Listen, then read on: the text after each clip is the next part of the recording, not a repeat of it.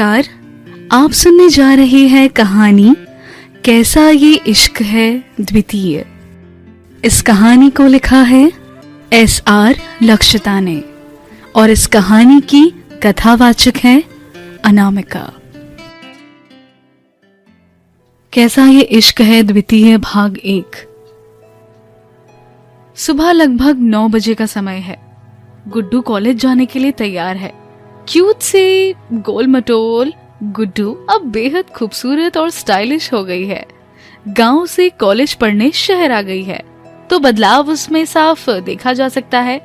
जीवन के 20वें बसंत में प्रवेश कर गई है। कुदरती खूबसूरती से तो भगवान ने उसे नवाजा ही है और अब और अधिक निखार आ गया है। सफेद रंग की प्लेन कुर्ती जिसका कोना उसके पहनी ब्लू जीन्स के घुटने से थोड़ा नीचे तक आ रहा था। पैरों में सफेद रंग के जूते, बालों की पोनीटेल किए हुए है। तैयार होने के बाद वो अपना बैग उठाती है, उसमें अपनी बुक्स रखती है। बेड में पड़ा फोन उठाकर उसकी नोटिफिकेशन चेक करती। कमरे से निकल हॉल में आई और की होल्डर से स्कूटी की चाबी निकाल फोन में देखते देखते ही माँ को आवाज लगाती है। मम्मी, ओ मम्मी, जल्दी नाश्ता दो नहीं तो लेट हो जाएगा।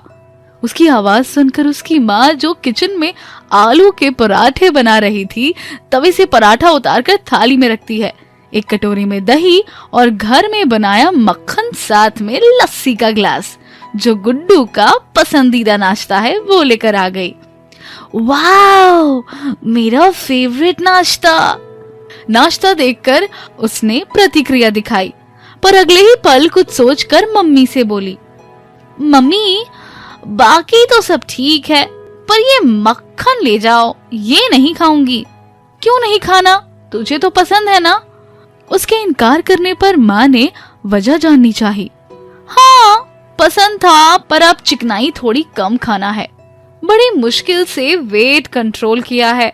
आज के समय में फिट रहना बहुत जरूरी है, इसलिए घी बटर सब बंद।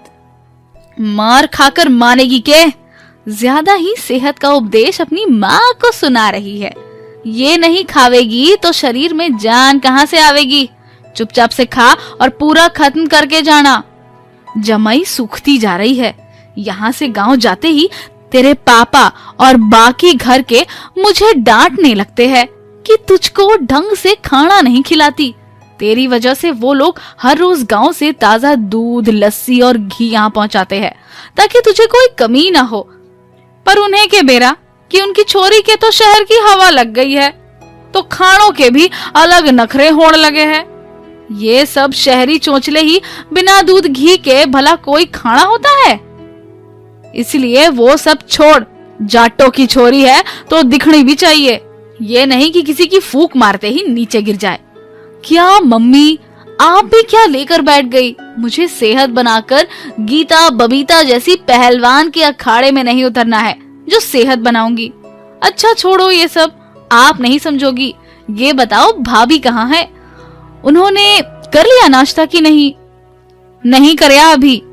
बोलो उनको भी लेट हो जाएगा। निम्मो, निम्मो। उन्होंने निम्मो को आवाज दी। आ गई जी चाची, ला दो मेरा नाश्ता भी। हाथ में लिए हैंडबैग को वो कंधे पर टांगते हुए किचन में आकर बोली तो उन्होंने पहले से तैयार थाली उसको पकड़ाई जिसे लेकर वो किचन से बाहर आई। ऑरेंज कलर का सलवार सूट पहने, साथ में मैचिंग चुन्नी गले में डाले, पैरों में मैचिंग की पंजाबी जूतियां, बालों को आगे से हल्का सा पफ बनाया हुआ, लंबे बालों की गूंथ जो करीने से गूथे हुए थे और उसकी कमर से नीचे तक आ रहे थे। उसको हाथ से कंधे से आगे की तरफ करती हुई आई।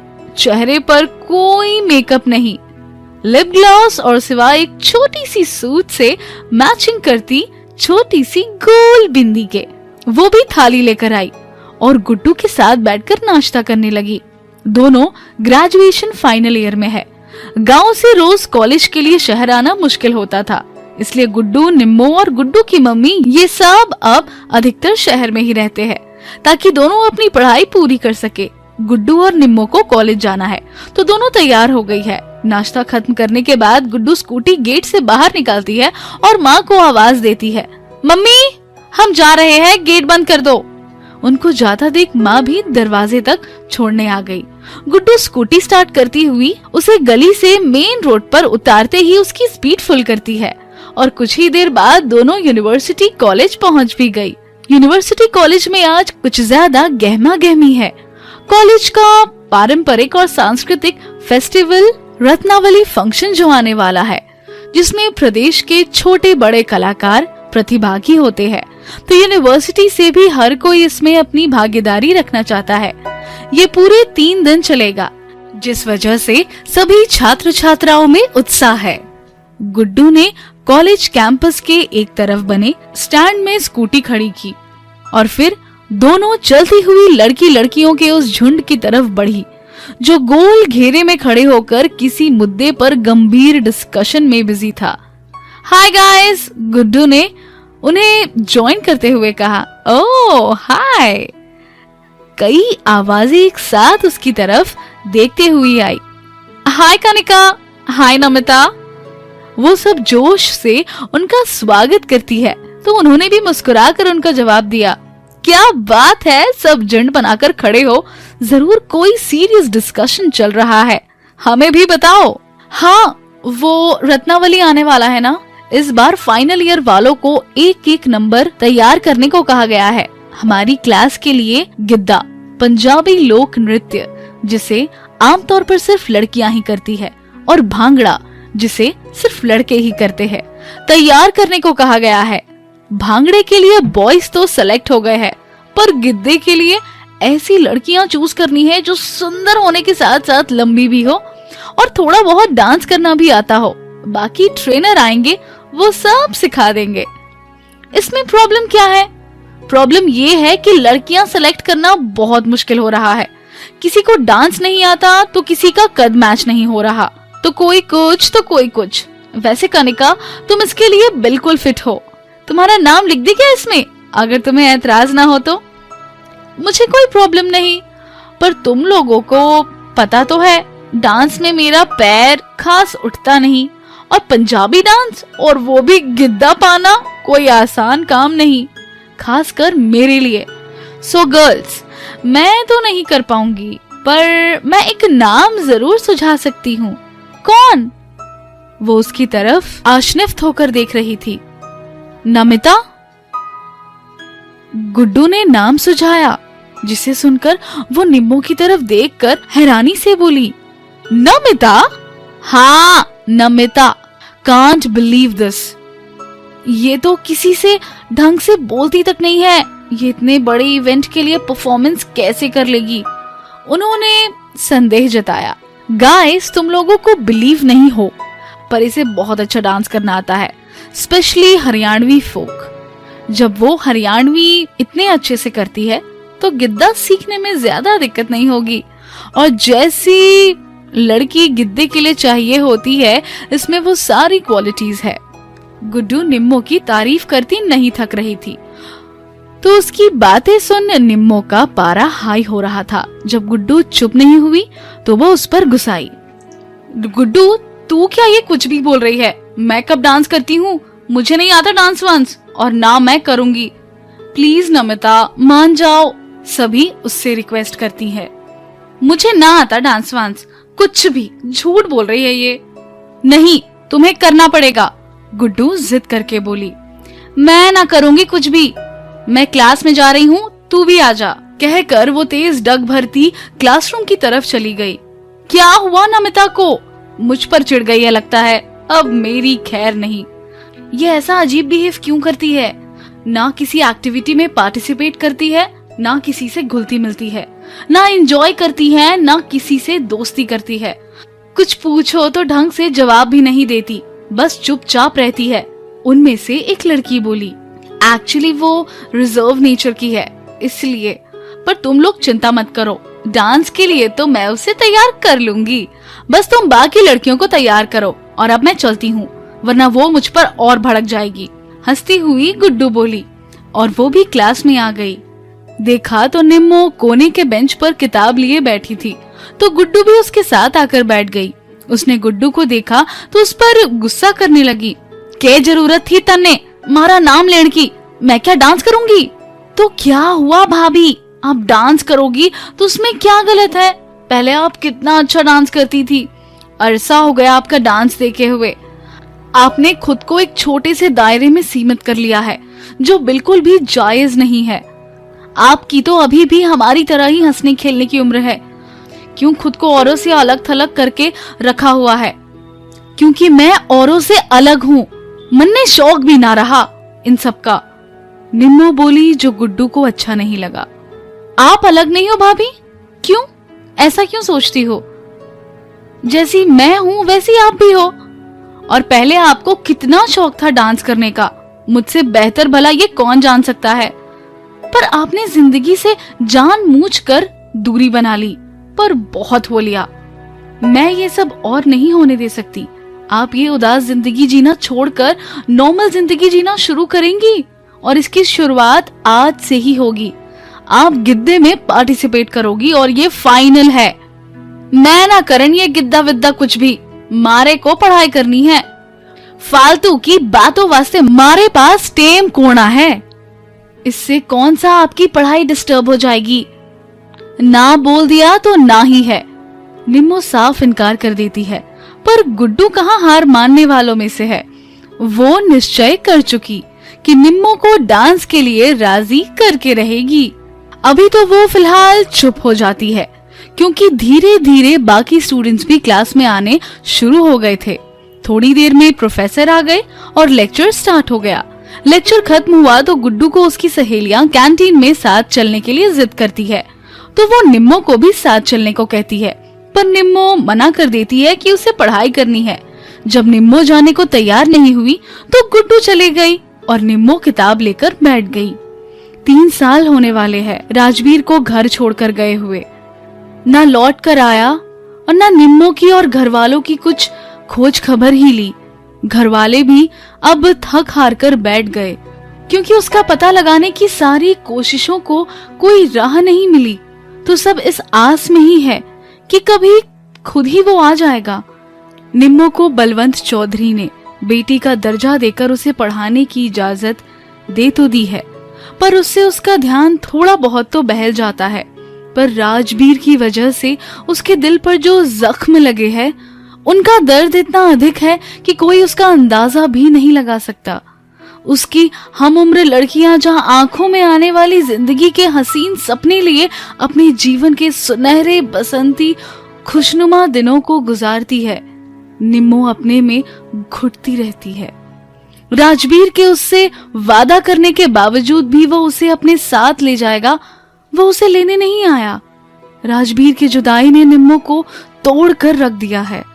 अल्हड़ और शरारती निम्मो खामोश सी हो गई है। दुनिया से खुद को काट कर किताबों से नाता इस तरह जोड़ लिया है कि सारा दिन किचन में घुसी रहने वाली निम्मो अब किचन में जाती भी नहीं है। गुमसुम रहती है, बोलते बोलते चुप हो जाती है। कभी गलती से हंस पड़ती तो आंखों में आंसू दस्तक देने लगते हैं। ग्रेजुएशन में गोल्ड मेडलिस्ट बनना ही लक्ष्य बना लिया है, तो किताबों में ही अपने दर्द की दवा ढूंढने और मन के सुकून को पाने की कोशिश करती रहती है। कॉलेज की दिनचर्या छुट्टी के साथ खत्म हुई तो दोनों घर आ गई। दोपहर का खाना खाने के बाद गुड्डू की मम्मी, जिसके चेहरे पर खुशी की चमक थी, वो उन दोनों से बोली, तुम दोनों को एक अच्छी खबर देनी है, सुनोगी तो खुशी से उछल पड़ोगी। क्या खबर है मम्मी? निधि की ट्रांसफर यही हो गई है, अब वो कल या परसों तक यहाँ आ जाएगी। क्या? हाँ, मतलब कि भाभी अब हमारे साथ ही रहेगी। हमारे साथ तो पता नहीं, तो फिर कहाँ रहेगी? तन्मय ने अपनी पोस्टिंग भी फिलहाल यही करवा दी है, तो शायद वो उसके साथ कैंट में रहे, या दोनों यहाँ भी रह सकते हैं। पर फिर तन्मय के लिए कैंट थोड़ा दूर पड़ जाएगा, तो शायद निधि भी वहीं रहे, क्योंकि उसका स्कूल भी कैंट के पास ही है। इतनी बड़ी खबर है, दो खुशखबरी। तन्मय भैया आ रहे हैं, मेरे तन्मय भैया आ रहे हैं। वो खुशी में जोर जोर से चिल्लाने लगी और अपनी मम्मी की दोनों बाजू पकड़कर गोल गोल घूमने लगी, क्योंकि उसके लिए इससे बड़ी कोई खुशी नहीं। गुड्डू का घर में सबसे ज्यादा लगाव तन्मय से है, वहीं तन्मय की भी गुड्डू में जान बसती है। इसलिए गुड्डू के लिए इससे बड़ी खुशी की बात नहीं हो सकती कि उसका तन्मय भैया आ रहा है। तो वो अपनी खुशी का इजहार कर रही थी। मम्मी, भैया भाभी जहाँ भी रहेंगे मैं वहीं रहूंगी, पहले बता दे रही हूँ। वो अपनी मम्मी से बोलती है, आने तो दे पहले उनको, फिर रह लेना जहाँ रहना हो। कौन सा मेरे कहने से तू रुकने वाली है? पर तन्मय तो शायद अगले महीने आ पाएगा, पर निधि कल या परसों ही आ जाएगी। मतलब डुग्गू भी आएगा, उसका दूसरा बर्थडे भी तो आने वाला है, सब साथ में मनाएंगे। कब से उसे देखा नहीं है। जब पिछली बार भाभी उसे यहाँ लाई थी तो तब वो ना ढंग से चल पाता था ना बोल पाता था, पर अब तो बोलने लगा है। वीडियो कॉल पर भाभी उससे बात करवाती है।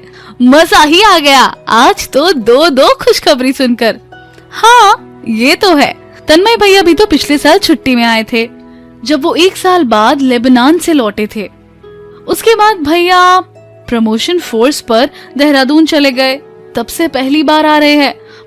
पता नहीं भैया अब इतने कम छुट्टी में क्यों आते हैं। बिजी हो गया है ना, इसलिए 1 साल तो बाहर ही चला गया था। फिर ड्यूटी अरुणाचल की आ गई, वहीं से ट्रेनिंग के लिए देहरादून चला गया, फिर वापस लद्दाख ड्यूटी आ गई।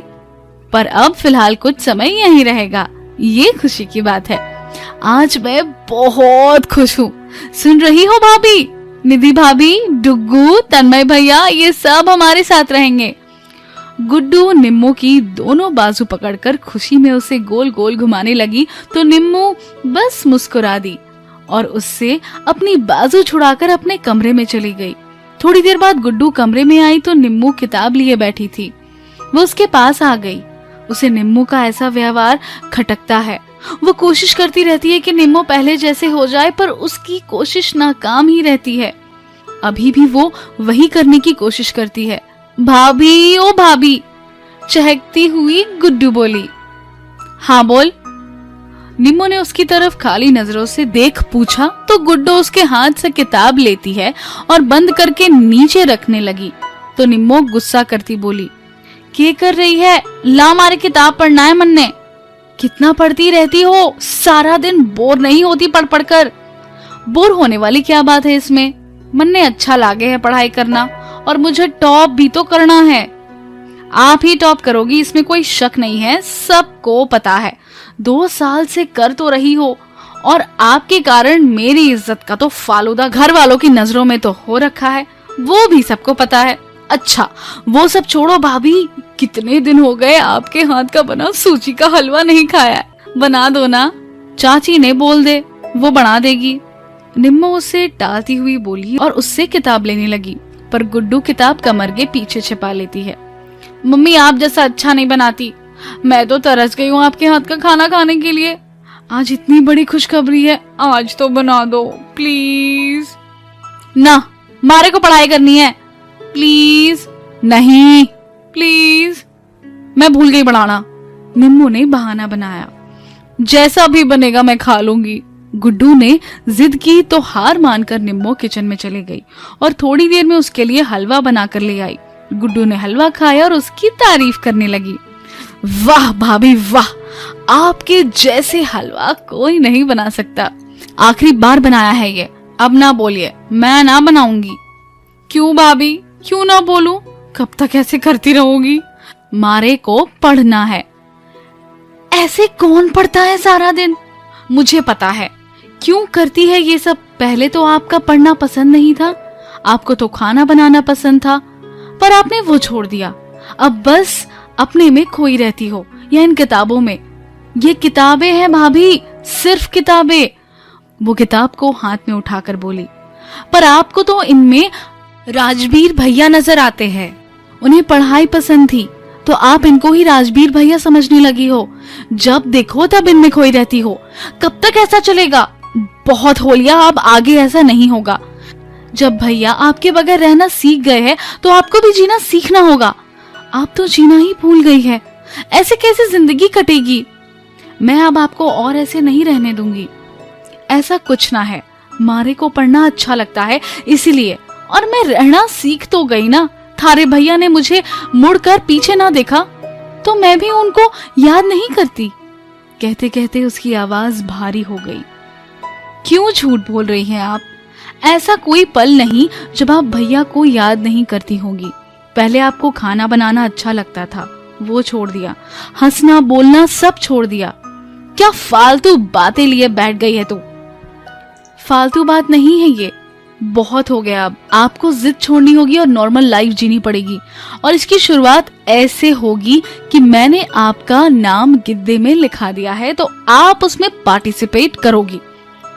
मैंने मना किया पर थारे को समझ नहीं आती। निम्मो उस पर गुस्सा करती है। नहीं आती समझ, अब बस गिद्दा करोगी। नहीं किया तो मेरी बेइज्जती हो जाएगी।